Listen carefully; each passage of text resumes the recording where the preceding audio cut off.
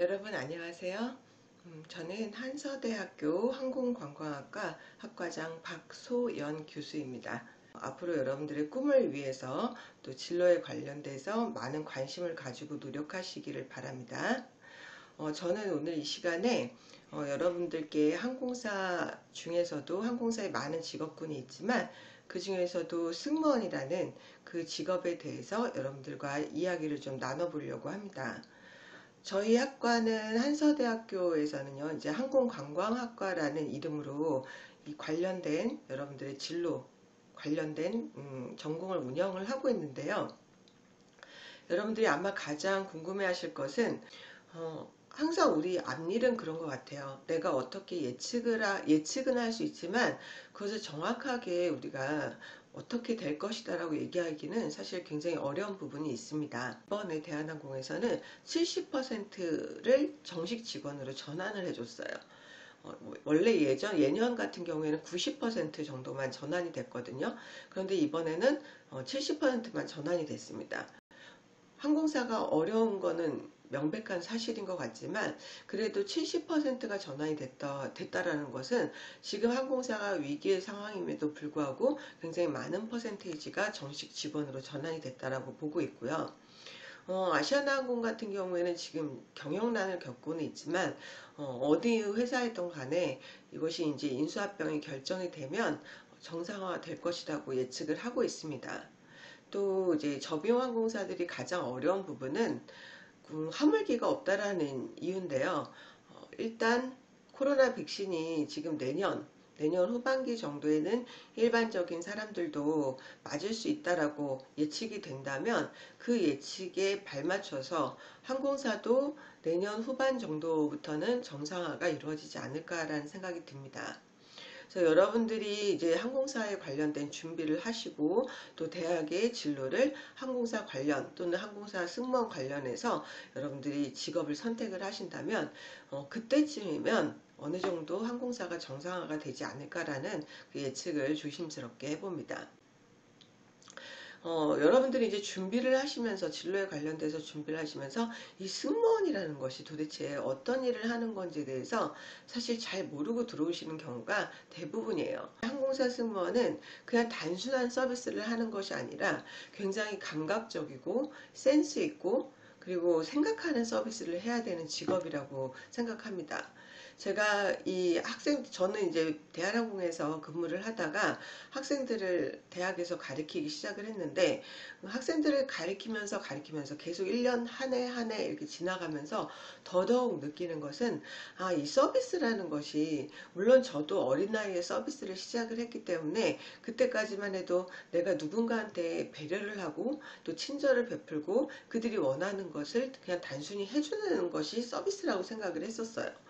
그런데 시간이 지나고 또 서비스를 오래 하게 되고 또 이제는 그라운드에 내려와서 학생들을 가리키는 입장에서 생각을 하면서 더 깊은 생각을 하다 보니까 이 서비스라는 것이 정말 힘든 일이구나. 이 서비스라는 것이 그냥 단순하게 물건을 갖다 주는 것이 아니라 정말 마음을 움직이는 서비스를 하려면 내가 많은 것을 알아야 되고 많은 것을 생각해야 되는구나. 이 생각을 매년 하게 됩니다. 동기는 여러분들이 내가 서비스 직종을 하고 싶다라는 작은 동기는 아르바이트에서도 시작할 수 있고 선생님이 말씀해 주시는 그런 너는 참 좋은 이미지를 가지고 있어 라는 거에서 시작하실지 모르겠지만 대학에 오셔서 배우는 서비스는 그런 단순한 서비스, 단순한 이미지가 아니라 굉장히 복합적인 것을 여러분들이 배우시게 되는데요. 그래서 이 4년제 대학에 그런 서비스 관련 학과들이 많이 생기는 이유도 그런 이유인 것 같습니다. 단순히 기술을 가리키면요, 한 1년 정도 기술을 배우면 여러분들 얼마든지 서비스 하실 수 있어요. 근데 이 서비스 직종이라는 것이 나의 이제 평생 직업이 될 수 있는 거잖아요. 평생 직업이라는 의미는 뭐냐면 내가 그곳에서 정말 기쁜 마음으로 즐겁게 행복을 느끼면서 또 경우에 따라서는 나한테 정말 내가 이 세상을 살아갈 수 있는 동기부여도 되고 보람을 느끼고 거기에 대한 합당한 대가를 받으면서 그것으로 또 생계도 유지할 수 있는 그러한 측면에서 여러분들이 직업을 바라보셔야 될 것 같습니다.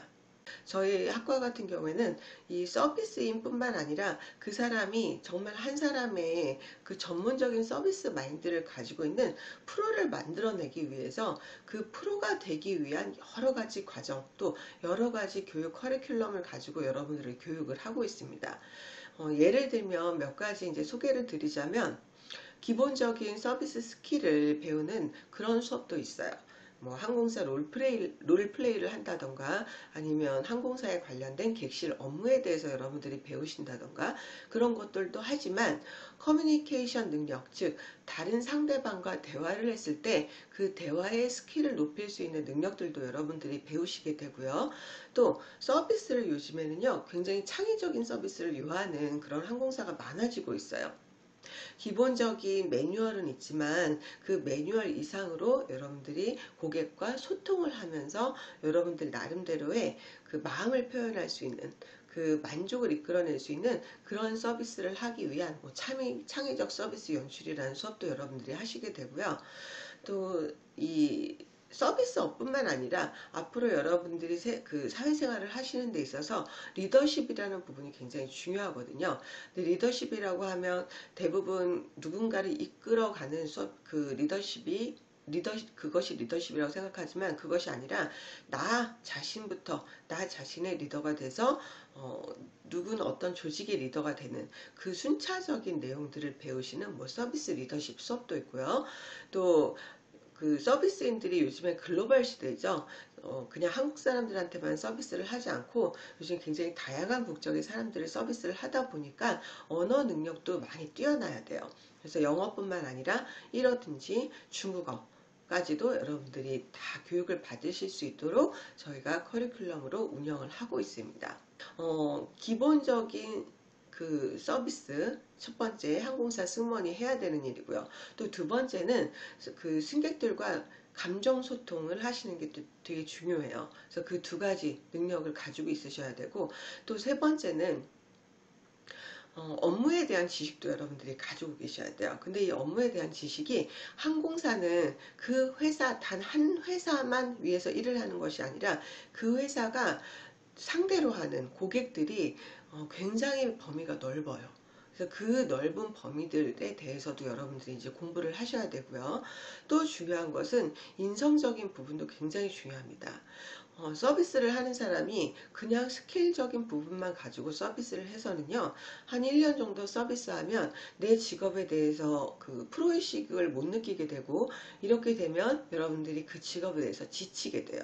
그래서 그런 부분들을 없애고, 여러분들이 진짜로 이것이 나의 직업이다, 평생 직업이다, 그리고 이것이 나의 사명이다 라는 생각으로 여러분들이 그 일을 하실 수 있도록 저희가 도와드리고 있습니다. 또 네 번째 조건은요, 안전, 굉장히 중요한 부분이죠. 제가 네 번째라고 얘기를 했지만 사실 이것이 어떻게 보면 승무원이 가져야 되는 역량 중에서 가장 중요한 역량이 될 수도 있어요. 안전은 정말 사람들의 생명을 책임지는 일이기 때문에 거기에 대한 여러분들이 사명의식도 가지고 있으셔야 되고요. 그리고 어떤 부분에서 아주 세심한 부분까지도 어떤 것이 가장 안전한지, 그리고 이레귤러 상이라고 그러죠. 우리가 예상치 못했던, 예상한 대로 비행기가 흘러가고 예상한 대로 서비스가 흘러가면 문제가 없어요, 사실은. 그런데 비행을 하다 보면 그런 예상치 못했던 상황들이 굉장히 많이 발생을 하게 되거든요. 사실 매일매일 그런 상황이 발생을 하게 되거든요. 그래서 그러한 상황을 어떻게 대처할 것인가, 또 이것이 안전과 직결된 문제였을 때는 이걸 어떻게 여러분들이 해결할 것인가에 대해서도 반드시 습득해야 되는 그런 역량들입니다. 첫 번째 제일 중요한 것은 내가 다른 사람들한테 어떠한 이미지로 비춰지는가, 예쁜 이미지가 아니라 누구든지 봐도 너는 너무 푸근해 보여, 너는 너무 따뜻해 보여, 너는 정말 밝은 아이야, 너는 정말 긍정적인 아이야 라고 평가를 받을 수 있는 그런 이미지가 내 얼굴에서 나올 수 있도록 노력을 하셔야 돼요. 자, 그럼 그걸 어떻게 하느냐? 화장이 바꿀 수도 없고요. 여러분들의 제스처가 그걸 바꿀 수 없어요. 여러분들의 마음이 가장 중요합니다. 내가 평상시에 어떠한 마음의 상태로 사느냐, 그것이 얼굴에 그대로 나오게 돼 있어요. 면접관들은 그걸 굉장히 중요하게 생각하고 그걸 평가를 하게 되죠. 그래서 긍정적인 사람, 또 밝은 사람, 이런 사람들 되게 좋아요. 막 웃으라고 하잖아요. 웃으라고 하는 거는 그 순간에 단순히 면접관들한테 보여주기 위한 그런 이미지를 만들라라는 뜻이 아니라 여러분들이 정말 내가 긍정적이고 밝은 사람이라는 것을 보여줄 수 있는 게 한 가지밖에 없잖아요. 정말 긍정적이고 밝은 이미지를 보여주기 위해서는 밝게 웃는 거. 이것이 제일 좋은 무기이기 때문에 그 스킬을 여러분들한테 자꾸 강조를 하는 것이죠. 그래서 밝은 마음을 가지시게 되면 당연히 표정도 밝은 표정이 될 것이고, 또 밝고 긍정적인 마음을 가지시게 되면 여러분들의 표정도 그것에 맞춰서 아마 따라가게 될 거예요. 그리고 두 번째 하실 거는요, 공부를 열심히 하셔야 돼요.